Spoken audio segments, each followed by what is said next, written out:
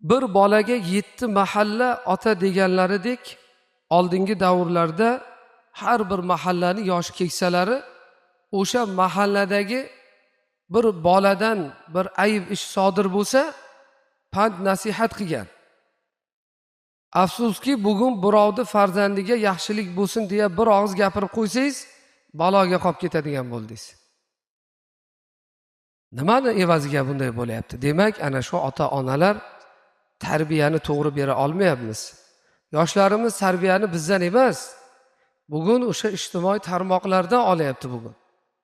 Ularning tarbiyachisi internet bo'lib qolyapti bugun. Boshqa millatlarda bizni madaniyatimizga, qadriyatimizga to'g'ri kelmaydigan jamiyatdagi holatlarni bugun farzandlarimiz o'ziga qabul qilib olyapti.